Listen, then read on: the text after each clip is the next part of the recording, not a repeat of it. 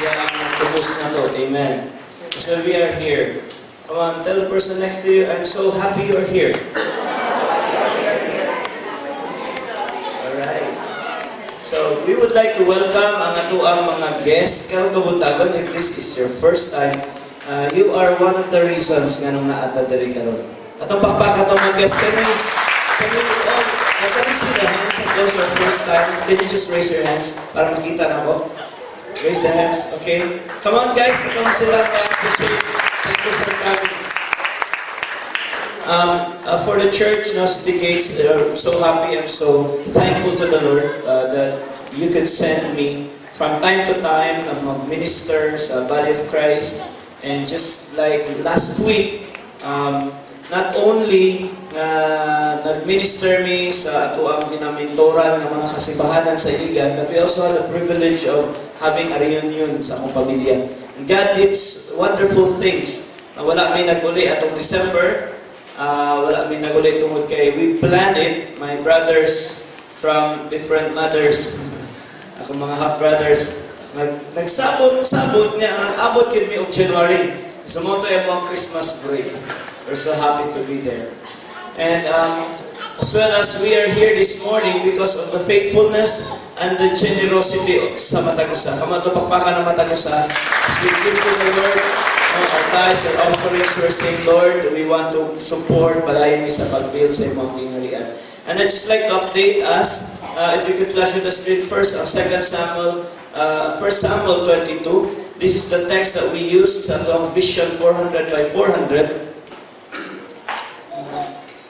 In 1 Samuel chapter 22, verse 1, so David left Gath and escaped to the cave of Adullam. Soon his brothers and all his other relatives joined him there. Say with me, joined him there.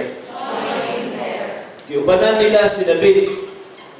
Then others began coming, men who were in trouble, in debt, who were just discontented, until David was the captain of about 400 men. As I was sharing this concept, as God placed it in my heart, I have seen that we don't have to be extraordinaries, we don't have to be someone that really special, dili kinahanglan nga banggitan kay ta, to be able to join a cause, to be able to be a part of what God is doing. Amen. All of us were called by the Lord, all of us were called by the Lord, not in a good position or standing. We were sinners. We were nobodies. Walay paglaom atong kinabuhi. Walay kalipay sa sulod, ang kalipay na sa gawas. So all of us come from different backgrounds, but there is walay sitwasyon na dapat maana at dapat anang sitwasyon para ta maka-join sa unsay ginabuhat sa Ginoo.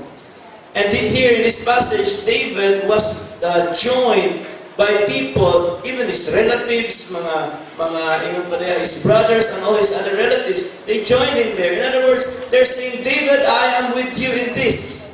Mahayahay o malisod. I'm with you in this vision. I'm with you in building the house of God. How many of you can say, for City Gates, we want to be there. For City Gates, for the vision that God placed in this church, we want to be there. We want to join ourselves in that vision. Amen? And so here, there were 400 men and he joined. And this is the concept that we adopted for us to be able to rent this place for the next 6 months. We have signed a contract signifying we're shouting out in faith.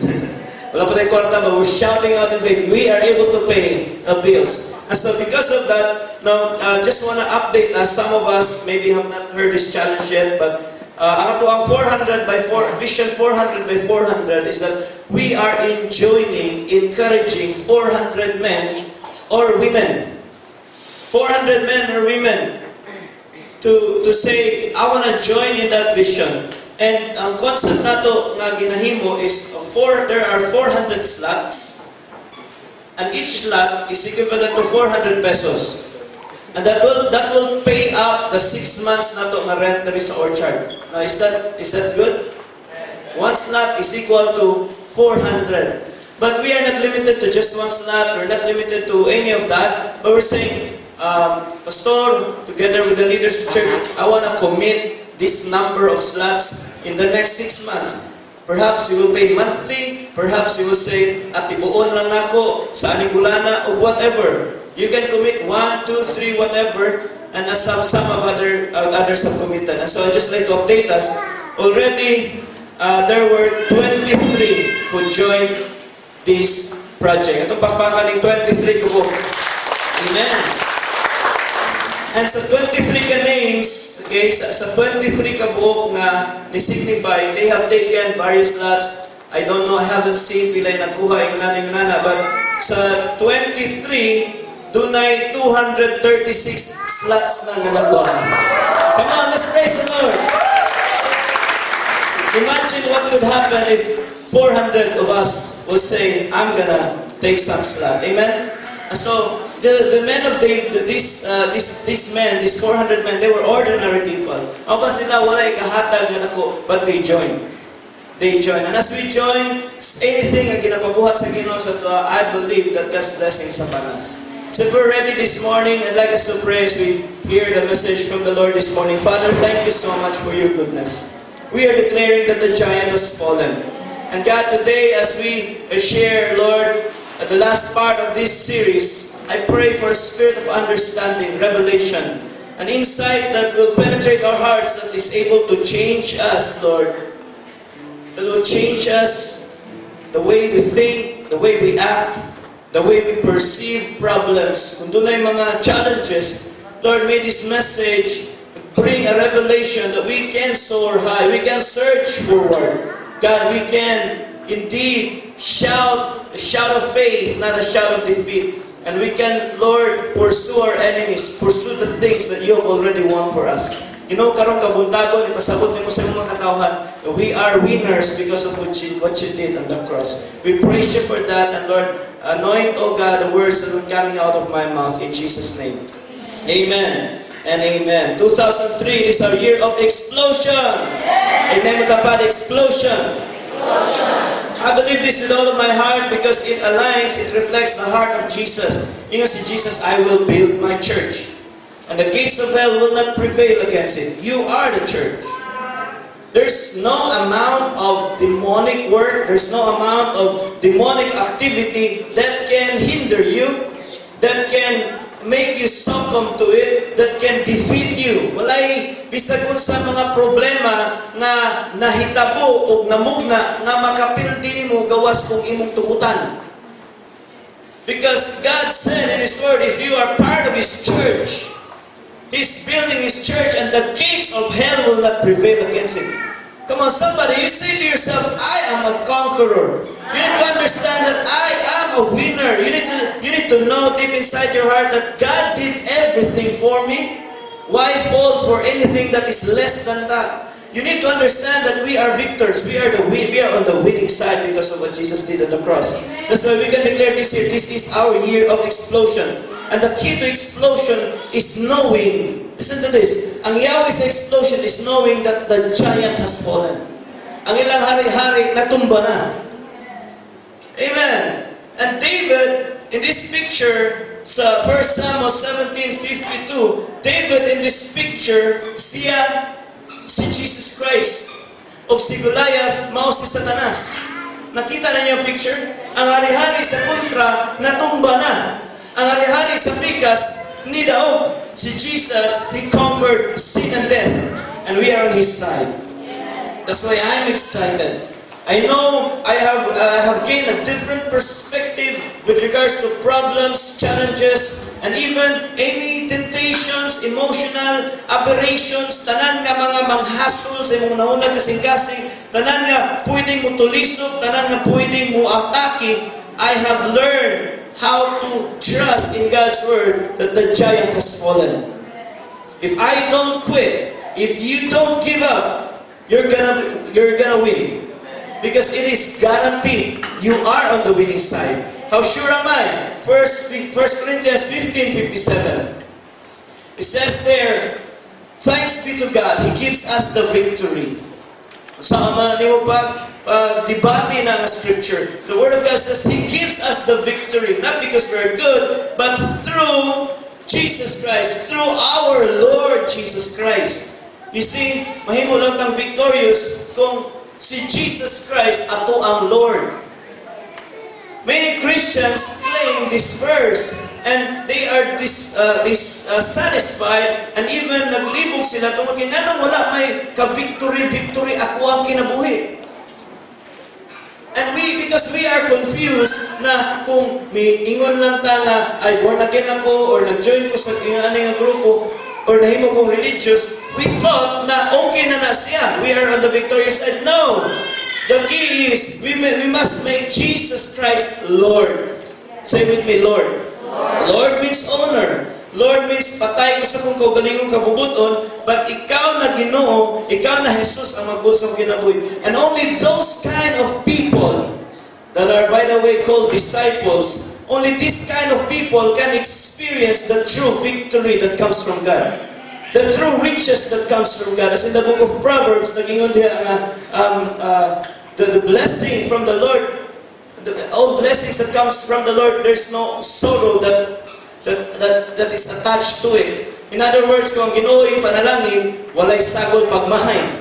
Walay sagol na pagbasol. Ang kalipay magikan sa Ginoo, dili sa gawas lang, kundi apil sa sulod. Makita nato, thanks be to God, we can declare, yes, the giant has fallen. That's why the key to explosion is knowing that the giant has fallen. We need to adopt that mindset of a conqueror. I am on God's side. Jesus is my Lord. These things nga ako nakita karon, kining mga problema, kining mga naghasol nga nakita na ako karon, they're just facts. But they're not the truth. Because the truth is Jesus conquered them. It would be a great insult. And so, as a church, really encourage us. Because it is a great insult na dili natutuuhan ang mga butang nga gidaog na Jesus dito sa cross. It would be a big insult nga magpabilin ta sa atong sitwasyon karon.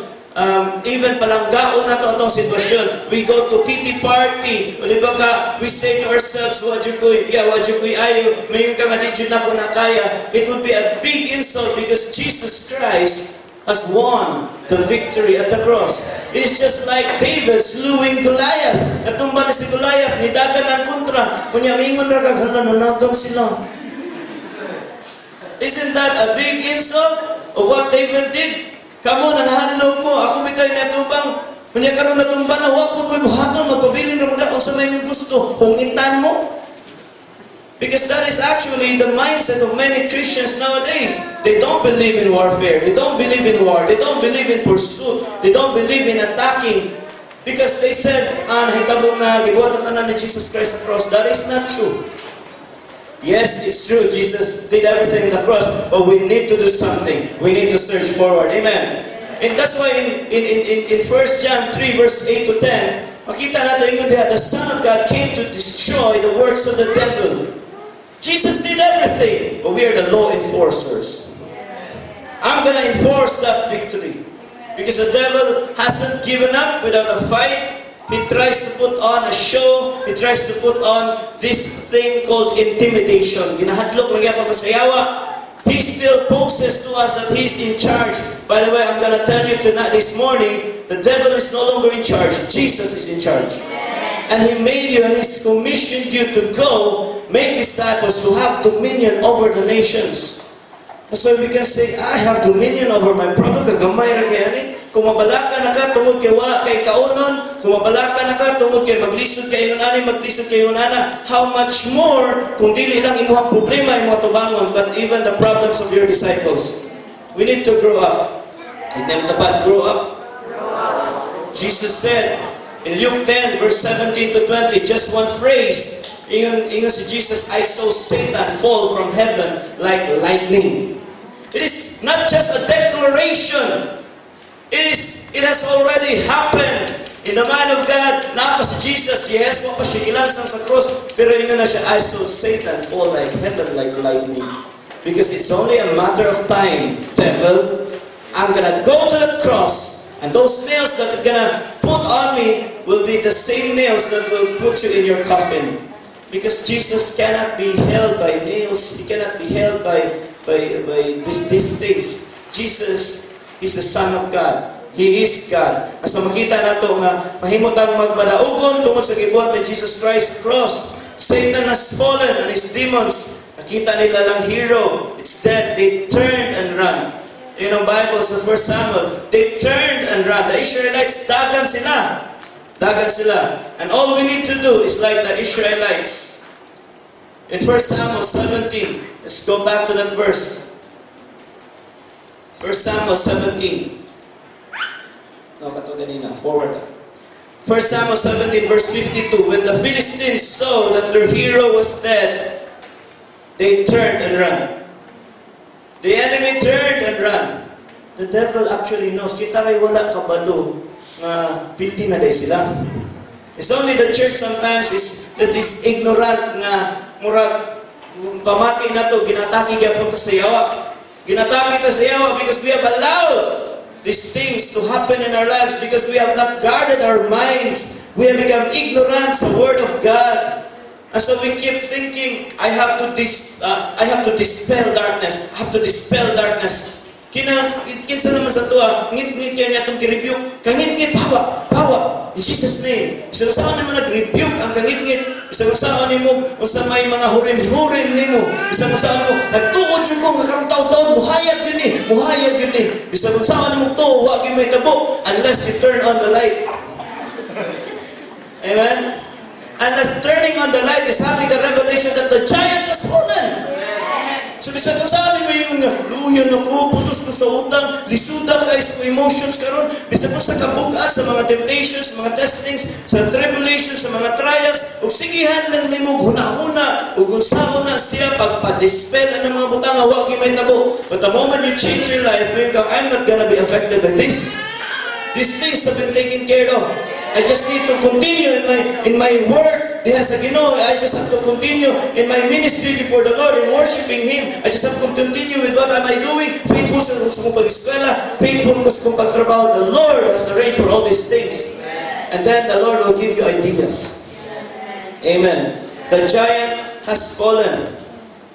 What the men of Israel and Judah did, the moment they saw Goliath on the floor, head off.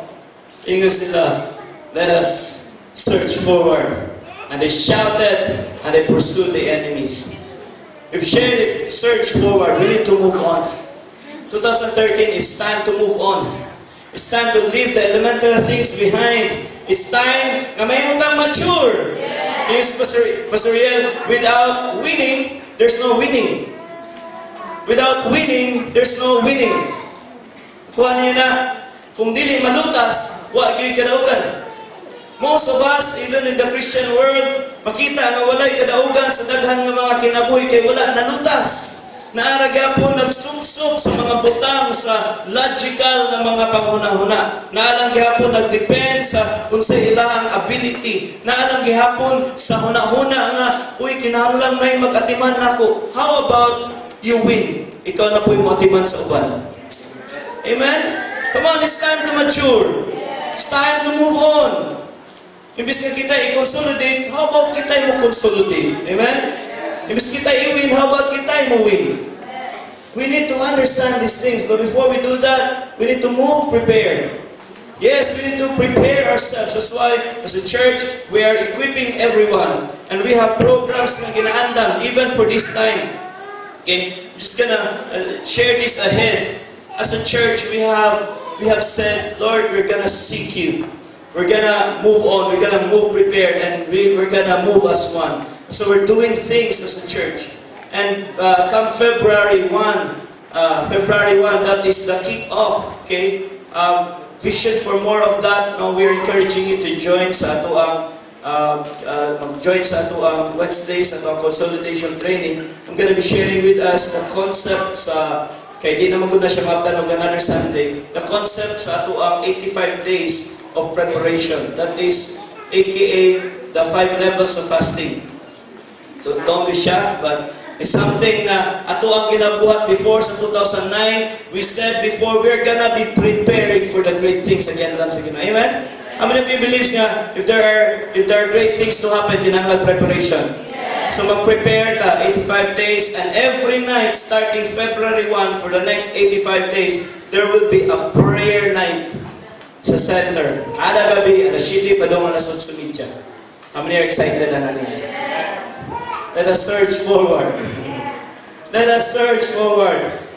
And then we need to shout. I have heard lots of wonderful things na nahitabo last Sunday. Did you shout last Sunday? Ang mga kapaka si Pastor Zen for making us shout. We need to hear clearly from the Lord. We need to obey the moment makadungog ta from our God, from our commanders to surge forward, and then we obey. We don't analyze, we just obey. We just have to have faith and say, Lord, yes, this is what you want us to do. This morning, I wanted us to elaborate on the term pursuit. It's time to pursue our enemies. Tignan mo tapat, pursue. Pursue your enemies. Pursuit means enforcing the victory at the cross. Sa ako anang na-share sa ato, in Ephesians, God said, we have every spiritual blessings in Christ. Amen? How many of you believes that? In Ephesians chapter 1, ingon diha nga naa na nato ang tanan nga panalangin nga giandam sa Ginoo. Diha kang Kristo. We have everything. We have every spiritual blessing in Christ. It is a law. Balaod na siya. Amen. Ipahilunan na siya sa Ginoo. Because of what Jesus did, we have every form of spiritual blessing in Christ. Sa atong pagkahiusa diha kang Kristo, we have everything. Palaod siya. All forces of heaven is backing this principle up. In other words, wala na'y kulang na to. Sa kakanta, ang ikanta na to kaganina, the cross was enough. The cross was enough. Hindi ko bukanta. The cross was enough. The cross was enough to settle your debts. The cross was enough to settle every form of defilement sa imuhang kinabuhi. Bisag kung saan ka kangit-ngit, bisag kung saan pa imong kagahapon, the cross was enough. If you're willing to embrace the cross and if you're saying, God, I want to give my life to you. I'm so dirty, I feel so defiled, ayaw kong kinabuhi, na ako'y kagahapon. Salamat Lord, nga ikaw nagunit sa akong kaugmaon. I'm not gonna linger sa akong kagahapon, na ako'y kaugmaon da kanimo. And if you say that, the cross is enough. And so we need to pursue the victory at the cross. Now, sa traffic light, balaod na siya. Kung pula, kung pasabutan na stop. Kung green means go. Kung yellow means go faster. You can do it. There are certain rules, no slow down ng yellow. Now, sa balaod, night traffic light, but it doesn't mean may traffic light, balaod na siya. It doesn't mean nga ang uban mo obey diretso. Ang uban mo violate yun. Sama sa go faster. And sama sa kung walay tao mo, diretso na lang. So, dili mo pasabot nga balaod nani sa Ginoo nga iyang gi-release ang blessing sa matag usa sa tuwa. It doesn't mean yang yawa di na musulay nato. It doesn't mean nga dili nata kontrahon sa yawa. It doesn't mean nga maato na diretso ni siya. We have to pursue these things. And so everything nga wala pa nato gipugnan na siya sa yawa. Amen? And we have to enforce the victory at the cross by claiming and using the blood of Jesus. We say, by the blood of Jesus, in Jesus' name, ang akong promotion ay na naggunit-gunit in Jesus' name. Ang ako ang breakthrough, ayaw na nagpungi-pungi in the name of Jesus. You know what? We are healed. We are blessed. We are forgiven. All these good things, naa na nato. Pastor, wala pa lagi. Pastor, wala pa lagi na ko nakita ang breakthrough ani sa akong financial area. Just be faithful with the principles nga gipahiluna na sa Ginoo. You give the Lord's portion, you are generous, and then wala pa nagabot ang panalangin. Just wait for it. It's gonna come. It's gonna come because it's a principle. And you are going to enforce it by your obedience. You're gonna enforce it by your faith. And you say, God, it's only a matter of time. It's just like Jesus. Wala pa nahulog. Wala pa siya sa kalibutan. Wala pa siya glansang sa cross. Pero siya na, I saw Satan fall like lightning from heaven. Naapagaling siya. Because it's only a matter of time. Doesn't mean that the devil has given up and surrendered. He continues to deceive that he is still in charge. So, pursuit, it means we need to go after. We need to enforce the victory at the cross. Pursuit also means dili ta mo settle for anything less than the potential God has for us. Dili ta mo umot sa atuang sitwasyon nga dili ra ko taman. Dili ta mo gusto ko galingan nga dili na ko kaya nang iyang ginabuhat ingon ani ra ko. We are not to declare sa man na tao man ko nga pobre jud ko mamatay. I am born this way. We are not to declare, I am born this way, but we are to declare, I'm born for this. I'm born for this. So, sa mga problema, I'm born for this. Nakakita kag katapat. We have to declare, makita kag mga situations sa mga kinabuhi nga bugat, nakakita jud kag katapat. Si Ginoong Jesus nga nasud nako unsa man, tiki. I'm born for this. Easter, she was able to say, I'm born for this. I'm born for such a time as this. May galing kinatambagan sa siyang uncle. Kita na to, David, sa diyang na Goliath, nga mabanti. Gusto mo nikaka mo tanan. Huwag mo'y pagtuo. Hadlok man mo. He has defiled the God of gods and the King of kings. He said, David, Goliath, you have found a match. Your face, my butt. That's a match. Kaya may nakikibalo siya na insulto si Goliath at ang hingayon na. Sabi siya, no, I'm a warrior since a child. Ano ko ni mong steak kung saan ko hero? Insulto siya, you found a match, Goliath. Ikaw ang pisuta ka. He insulted him because he knows he's bigger on the inside.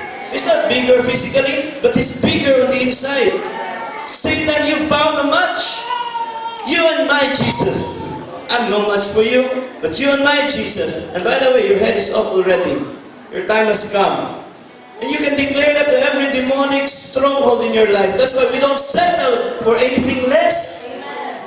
Ang nakaproblema sa mga dagan mga tao is we have this vile propensity to grab a quick win and be content. Kontento na dayon ta. Makatilaw lang ta kamay, kontento na dayon ta. If it is for just worldly things, let us learn to be content. Wara na tanan. Ano man dahil kung sinaan mo mga gadget? I mean, kung naay mayo, you can grab it and these things, but with worldly things, we can be casual about it. But with the things of God, we cannot be casual about it. We cannot say, sa una kay hubak man may nalang karon kay hutoy na lang niya. Kung taon ko na lang yung hutoy.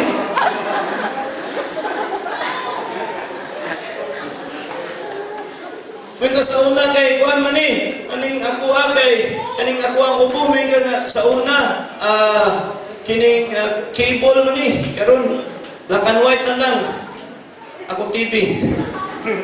Sa una TV man so we settle for anything that is less. Okay na at least. Kanang word na at least. Why not say at most? God has given me everything. I want more. So I can be a blessing. Do not stay in the area in the place of not enough. Kung naka sa area of not enough, dili ka, sige na kagpangayo. Do not stay in the area of just enough. Para na sa imong kagalingon. Makita kag luoy kayo, maluoy, igura ka luoy. Wa kay kadunol, but be in a place of more than enough. So you can be a blessing to the kingdom of God. Amen? And so let's pursue the things that God has for us. The enemy of great is good. Past achievement is a seed planted from which will grow a new exploit for the Lord. Kana nga itong mga past achievements, itanong na ito nagbalik diha. Sige nga rin sa Ginoo. Kung unsa ta karon atong itanong diha sa Ginoo. But if we say, ay okay na mi, ay nakagamit na mi orchard, nindot na kaya akong feeling. The people outside are waiting. They cannot come here because this place is full already. Nauna nila. We need to expand. We can't say, okay ran, ako ito ka disciple, ako ito ka disciple, and that's okay. Kung panay makaya na ko ron. You need to know that the giant is fallen. You can do the things na ginapabuhat sa Ginoo mo. Do not settle for anything less than the potential God has for you.